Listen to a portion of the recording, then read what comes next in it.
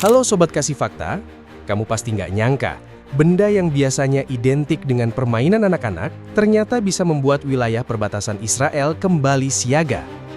Pada Agustus 2026, sejumlah layang-layang dari Gaza dilaporkan melintasi perbatasan. Padahal setelah diperiksa, tidak semuanya membawa benda berbahaya. Pernah kepikiran nggak sih, kenapa layang-layang biasa bisa dianggap seserius itu? Ternyata jawabannya berkaitan dengan kejadian 8 tahun lalu ketika benda sederhana ini pernah memicu lebih dari 1.000 kebakaran di Israel Selatan. Lalu, apakah kekhawatiran yang muncul sekarang memang masuk akal atau justru situasi konflik membuat benda biasa terlihat seperti ancaman? Tapi sebelum lanjut, jangan lupa klik like, subscribe, dan aktifkan lonceng notifikasi supaya kamu nggak ketinggalan fakta-fakta menarik lainnya.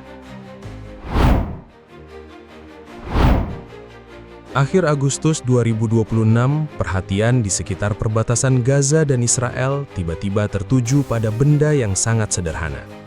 Bukan roket, bukan drone, dan bukan kendaraan tanpa awak. Yang membuat warga di sekitar perbatasan waspada justru layang-layang. Pada akhir pekan menjelang 22 Agustus 2026, 4 layang-layang dilaporkan terbang dari arah Gaza dan melintasi perbatasan menuju kawasan Kibbutz Nahal Oz di Israel. Sebagian talinya disebut membentang sangat panjang hingga beberapa kilometer. Ketika benda-benda itu ditemukan, militer Israel langsung melakukan pemeriksaan untuk memastikan apakah ada sesuatu yang mencurigakan.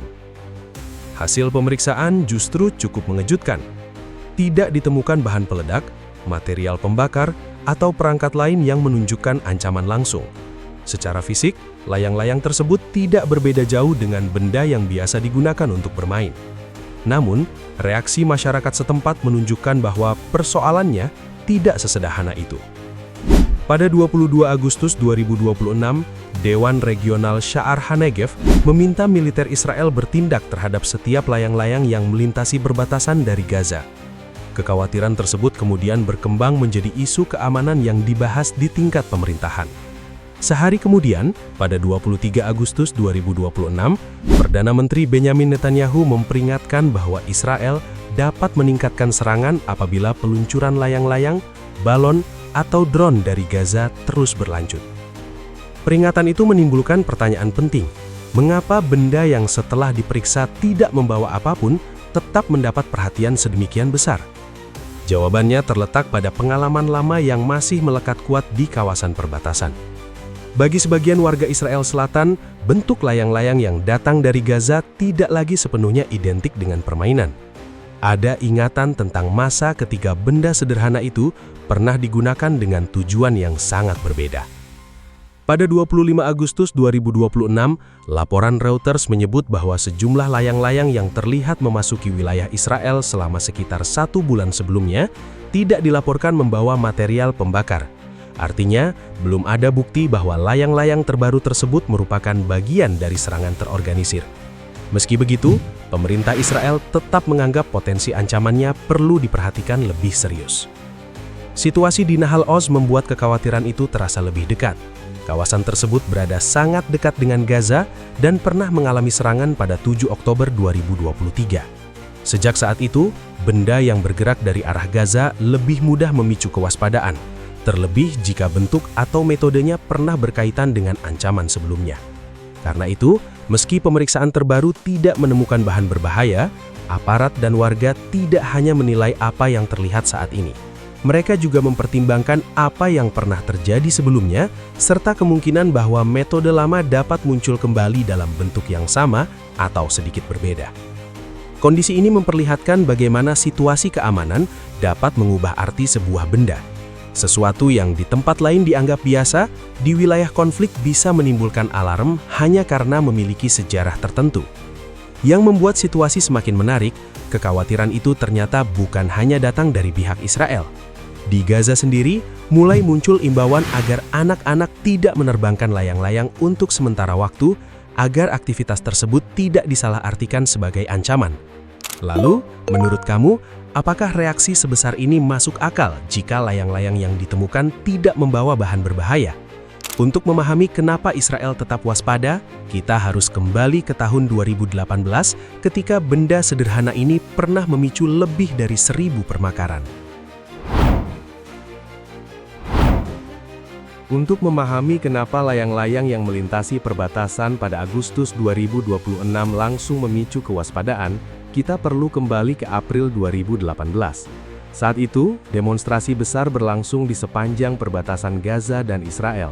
Di tengah ketegangan tersebut, muncul sebuah taktik yang sangat sederhana, murah, tetapi mampu menimbulkan kerusakan luas. Layang-layang dan balon mulai diterbangkan dari Gaza menuju wilayah Israel Selatan. Namun sebagian di antaranya tidak lagi hanya membawa tali, kain atau hiasan biasa. Beberapa dipasangi material pembakar yang dirancang agar tetap menyala setelah terbawa angin melewati pagar perbatasan. Cara kerjanya tidak rumit. Layang-layang diterbangkan mengikuti arah angin. Setelah berada di wilayah Israel, benda itu jatuh di ladang, semak, hutan, atau lahan terbuka. Jika material pembakar masih menyala ketika menyentuh tanah kering, api bisa dengan cepat menyebar dan sulit dikendalikan. Dampaknya mulai terlihat dalam hitungan minggu. Antara April hingga Oktober 2018, lebih dari 1.600 kebakaran tercatat terjadi di Israel Selatan akibat layang-layang dan balon pembakar. Sekitar 7.000 ekar lahan terbakar, atau hampir 30 km persegi. Dari jumlah tersebut, sekitar 1.200 ekar merupakan lahan pertanian aktif yang sedang dibudidayakan. Kerusakan tidak berhenti pada rumput kering atau semak belukar. Tanaman pertanian ikut hangus, kawasan alam rusak, dan petani mengalami kerugian ekonomi yang nilainya mencapai jutaan dolar. Dalam beberapa kasus, api bahkan mendekati permukiman, sehingga petugas pemadam harus bergerak cepat sebelum kebakaran meluas. Laporan penyelidikan internasional pada 2019 juga mencatat bahwa sebagian perangkat pembakar mampu mencapai lokasi puluhan kilometer dari Gaza. Ada yang jatuh di dekat bangunan pendidikan yang sedang kosong, bahkan di sebuah rumah pribadi. Jangkauan seperti ini membuat ancamannya sulit diperkirakan hanya dari posisi awal peluncuran. Artinya, daerah yang tidak berada tepat di pagar pun harus memperhitungkan kemungkinan perangkat terbawa angin ke sana. Yang membuat taktik ini berbeda adalah kesederhanaannya. Tidak diperlukan rudal mahal, kendaraan tempur, atau sistem kendali canggih. Angin justru menjadi alat utama untuk membawa perangkat tersebut melewati perbatasan. Risikonya juga sulit diprediksi. Layang-layang bisa berubah arah, jatuh lebih cepat, atau terbawa lebih jauh dari perkiraan. Pada November 2018, sebuah kendaraan di dekat kibuts Alumin dilaporkan terbakar setelah melindas perangkat pembakar yang jatuh di kawasan tersebut. Meski taktik ini tidak dikenal menyebabkan korban jiwa dalam jumlah besar di Israel, dampak psikologis dan ekonominya cukup terasa. Bagi warga di sekitar Gaza, ancaman tidak selalu datang dalam bentuk ledakan besar. Kadang cukup satu benda ringan yang terbawa angin untuk memicu kebakaran luas beberapa menit kemudian. Menjelang akhir 2018, intensitas peluncuran mulai menurun seiring serangkaian gencatan senjata dan perubahan situasi keamanan. Kebakaran akibat perangkat tersebut juga ikut berkurang. Namun pengalaman itu meninggalkan sesuatu yang lebih sulit hilang, yaitu ingatan kolektif di masyarakat perbatasan bahwa layang-layang pernah digunakan sebagai alat konflik. Karena itulah, ketika benda serupa kembali terlihat melintasi perbatasan pada 2026, reaksi yang muncul tidak hanya didasarkan pada apa yang ditemukan saat itu, tetapi juga pada apa yang pernah terjadi 8 tahun sebelumnya. Menurut kamu, apakah wajar jika sebuah benda sederhana terus dianggap berbahaya hanya karena pernah digunakan sebagai alat serangan? Yang lebih menarik, kali ini justru muncul imbauan dari dalam Gaza sendiri agar anak-anak berhenti menerbangkan layang-layang. Kenapa langkah itu sampai dianggap perlu? Pada 24 Agustus 2026, ketegangan soal layang-layang memasuki tahap yang tidak biasa. Kali ini, perhatian tidak hanya datang dari Israel. Di Gaza sendiri, komite masyarakat yang mengelola sejumlah kamp pengungsian dan tempat penampungan meminta para orang tua menghentikan sementara anak-anak mereka menerbangkan layang-layang. Himbauan tersebut muncul bukan karena setiap layang-layang dianggap berbahaya. Justru sebaliknya, banyak di antaranya kemungkinan hanya digunakan untuk bermain. Masalahnya terletak pada bagaimana benda itu bisa ditafsirkan ketika melewati perbatasan dalam situasi keamanan yang sudah sangat tegang. Sehari sebelumnya, pada 23 Agustus 2026, Perdana Menteri Israel Benyamin Netanyahu telah memperingatkan bahwa Israel dapat meningkatkan respons militernya jika peluncuran layang-layang, balon, atau drone dari Gaza terus berlangsung. Peringatan itu membuat aktivitas yang sebelumnya terlihat biasa berubah menjadi persoalan yang jauh lebih sensitif. Hamas kemudian menuding Israel menggunakan isu tersebut sebagai alasan untuk memperpanjang serangan di tengah gencatan senjata yang masih rapuh. Dari sudut pandang Gaza, kekhawatirannya bukan hanya soal larangan bermain, tetapi kemungkinan bahwa benda yang tidak memiliki tujuan militer justru dianggap sebagai ancaman dan memicu serangan balasan dalam hitungan menit. Di sisi lain, Israel melihat persoalan ini melalui pengalaman yang berbeda. Setelah serangan 7 Oktober 2023, masyarakat di sekitar Gaza hidup dengan tingkat kewaspadaan yang jauh lebih tinggi. Setiap benda yang datang dari arah Gaza, terutama yang pernah digunakan dalam konflik sebelumnya, lebih mudah menimbulkan alarm. Karena itu, masalah utamanya bukan sekadar memastikan apakah satu layang-layang membawa api atau tidak. Yang dipertimbangkan adalah kemungkinan bahwa metode lama kembali digunakan dalam bentuk yang sulit dibedakan dari aktivitas biasa. Situasi ini menciptakan masalah yang rumit.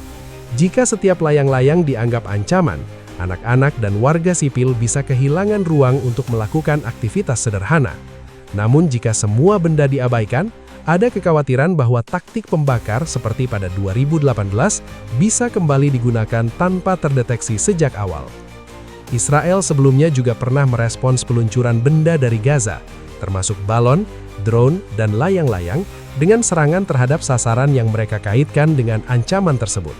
Karena itu, Komite Masyarakat di Gaza berusaha mencegah kesalahpahaman sebelum berubah menjadi eskalasi.